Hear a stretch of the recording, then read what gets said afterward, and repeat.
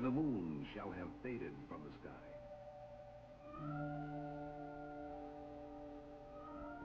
And the sun shall shine at noonday a dull cherry red. And the ice cap shall have crept downward to the equator from either pole. When all cities shall have long been dead, and all life shall be on the very verge of extinction on the globe, then on a bit of lichen growing on the bald rocks beside the eternal snows of Panama shall be seated a tiny insect, preening its antennae in the glow of the worn-out sun, representing the sole survivor of animal life in this our earth. A melancholy bug. It could happen. After all, the odds favor the bug over man by at least 500,000 to 1.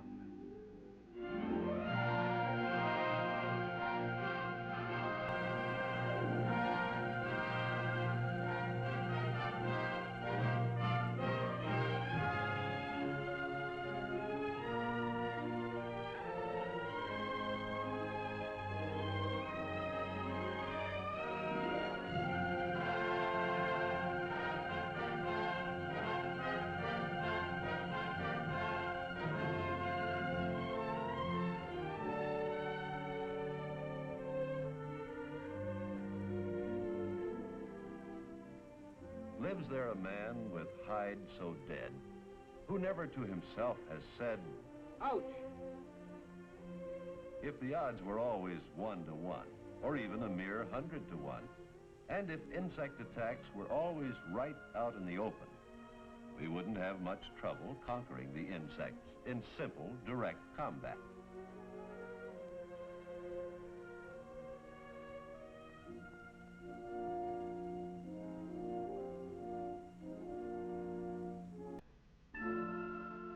Of course, the insect hordes include many friends of man, too. But friend or foe, we must face one phenomenal fact: their fantastic power to multiply. For instance, the descendants of one pair of houseflies, during the 6 months of one spring and summer, would number 191 million, if all of them lived and reproduced normally.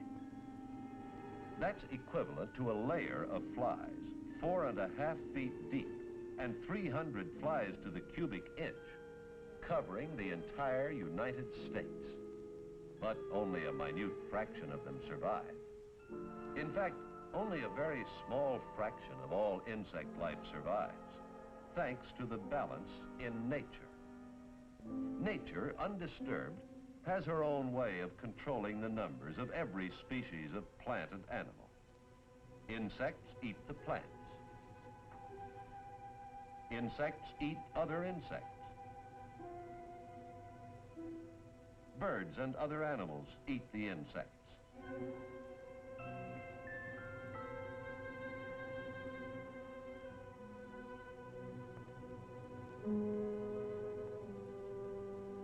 And so it goes, on and on, this marvelous balance in nature, which generally prevents any living thing from dangerously overpopulating the earth. When we violently upset this natural balance, however, as we frequently and inevitably do with our civilized ways of life, we bring tremendous troubles with insect pests upon ourselves. Man-made insect problems that demand man-made answers. And while our Earth has seen many major changes since then,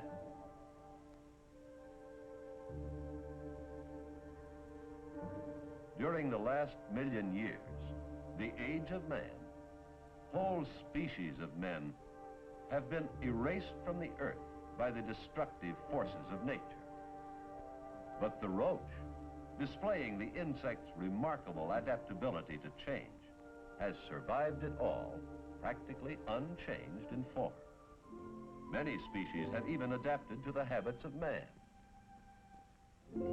And the insecticides that kill insects today may not phase the same species a year from now. Insects develop immunities to specific control measures almost as fast as man invents new ones. Complicating the solution of our insect problems are the amazing varieties in the life cycles of insects.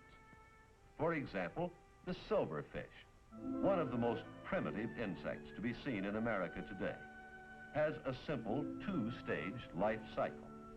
The egg and the adult. Some of the more advanced insect forms, like the stink bug, have a three-stage life cycle. The egg, the nymph, which grows through several phases of partial metamorphosis during immaturity, and the adult. Finally, there are the advanced modern insects, the comparatively recent insects that have only been around for a mere 150 million years. They develop through complete metamorphosis in a complex four-stage life cycle. The egg, the larva, the pupa, and the adult. The larvae of some insects are better known by other names like maggots and grubs, worms and caterpillars. Many insects are most destructive in this larval stage.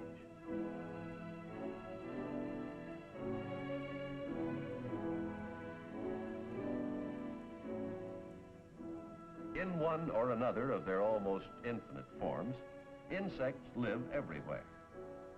They number more separate species through a greater range of shapes and sizes than all the rest of the animal kingdom put together.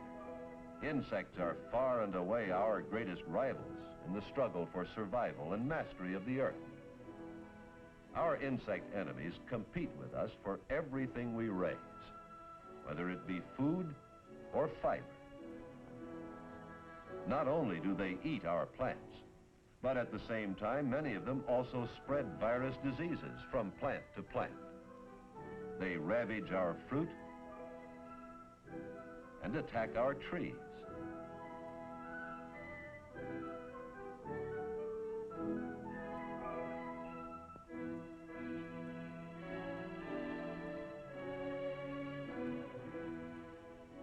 They feed on our livestock and our pets and ourselves, and spread filth and disease among us and our animals. They attack much of what we build, and many of the things we manufacture. The average bug bill paid by the United States each year is about $4 billion. While fighting our insect enemies, however, we must be careful not to destroy our insect friends that cross-pollinate our trees and plants and serve in many other ways that are beneficial to man. We must recognize and understand them and encourage their activities within the limits of their usefulness. Probably the least known and most misunderstood of our insect friends are the predatory ones, which destroy our insect enemies. These predators are the lions and tigers of the insect world. And even more interesting and helpful to us than the predators are the parasitic insects. They lay eggs on or in the larvae and adults of other insects. The eggs hatch, and the parasite's larvae feed on the host. Some of the flies and wasps are a great hand at this, and some are extremely well equipped for it too. This one can penetrate several inches of wood with her long thread-like egg layer in order to parasitize wood-boring larvae. Actually, our insect friends and enemies deserve no credit nor blame for helping or harming us. They are simply living their own lives and thus maintaining the fundamental balance in nature.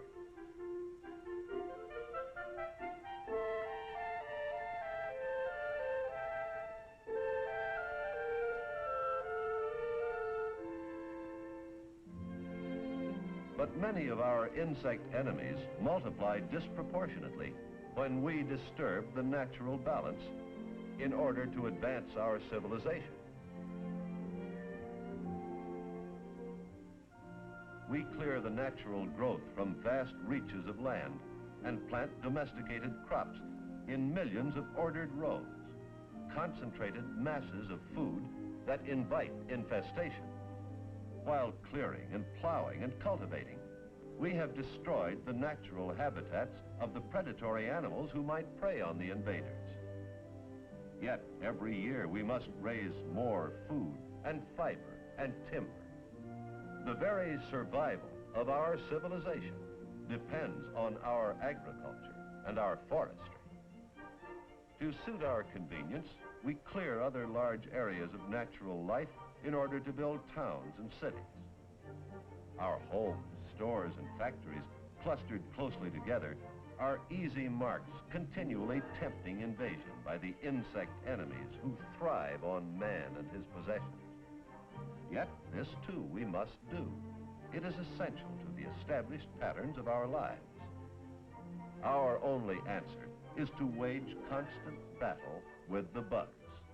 This must be intelligent, organized, well-planned warfare that does not interfere with the good work of our insect friends, nor harm ourselves.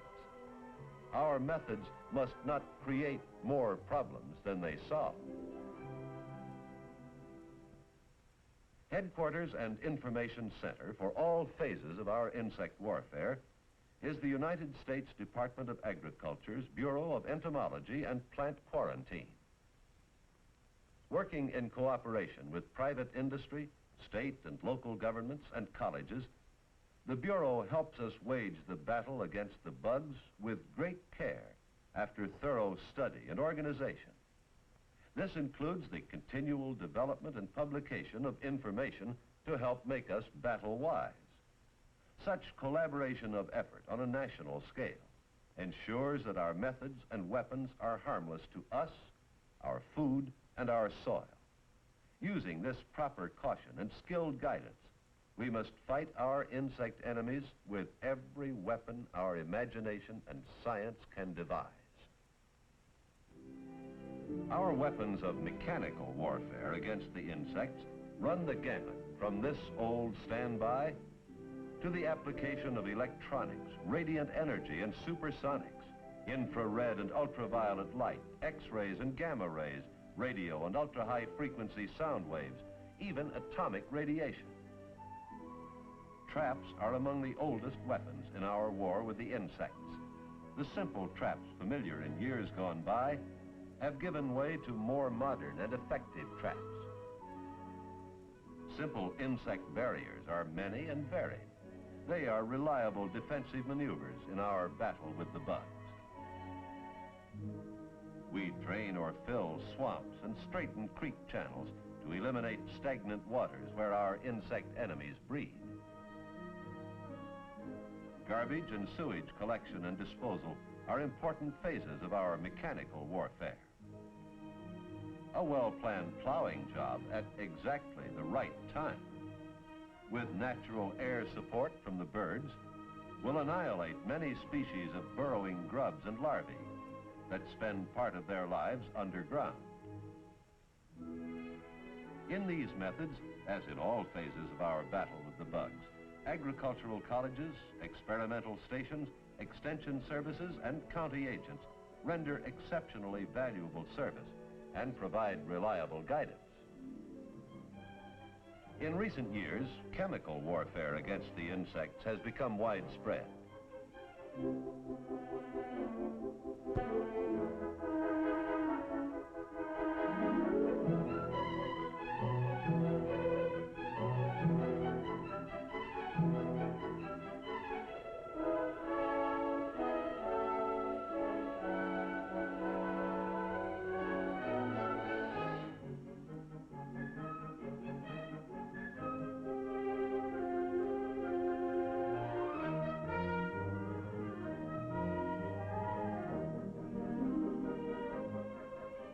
Chemical warfare provides immediate relief from insect attack and infestation, And the residual effects of insecticides are extremely valuable in preventive warfare and sanitation.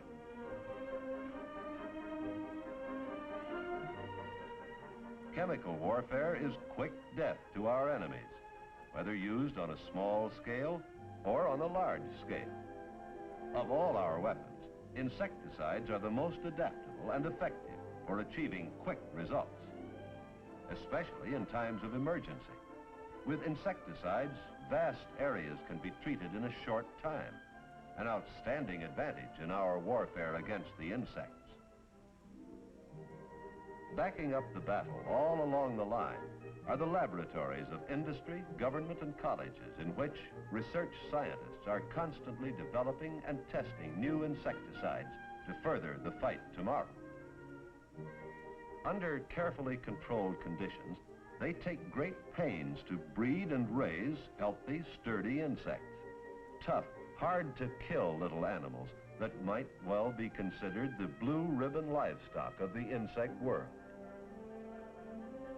Then, with equal patience, under carefully controlled conditions, they systematically kill these superb specimens in the never-ending search for more powerful and useful insecticides. This research must go on and on without let-up. Time after time, our insect enemies continue to demonstrate their abilities to develop resistance and immunity to specific insecticides. Perhaps the most long-range and strategical phase in our conquest of the bugs are quarantine measures, which have become increasingly prevalent in recent years. Potential insect migrations and infestations are stopped at the national borderline, state lines, even right at the county line in some unusual cases. Quarantine measures include the thorough inspection and fumigation of incoming ships, trains, trucks, and planes and their cargoes in order to destroy insect hitchhikers. If these practices had been in use a century or two ago, numerous foreign insect invaders would be considerably less prevalent in the United States. Today, quarantine measures are continually retarding and reducing their spread.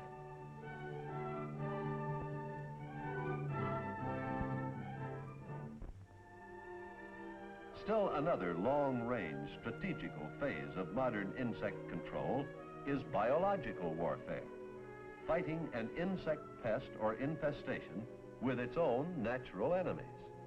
An historical example occurred in 1888 when Australian cottony cushion scale insects threatened to destroy California's entire citrus industry. Australian ladybugs were imported to fight them, and the citrus scales have been under control ever since. Insects are subject to certain contagious virus, bacterial, and fungus diseases, which are harmless to man. Entomologists are learning how to start deadly epidemics of these diseases among insect pests. Another form of biological warfare is to discover, transplant, and encourage the activities of parasites that are known to attack and destroy the insect enemies we want to be rid of. Several species of small minnows and other top-feeding fish thrive on the larvae of mosquitoes and gnats. These minnows are being bred and raised in great numbers for distribution far and wide. Relocated in infested waters, they quickly dispatch the insect pests. The ingenuity and expanding variety of the weapons we're already using and the ones we're developing certainly indicate that man is not doomed to extinction by the insects. They do have the potential power to crowd us off the earth altogether. They wage the struggle for survival in wondrous ways and by marvelous means. The almost infinite scope of their activities, their incredible numbers of species, their immense powers of adaptability and multiplication are fantastically greater than ours. But on our side are imagination, vision and foresight, education, research, and the organized knowledge of science.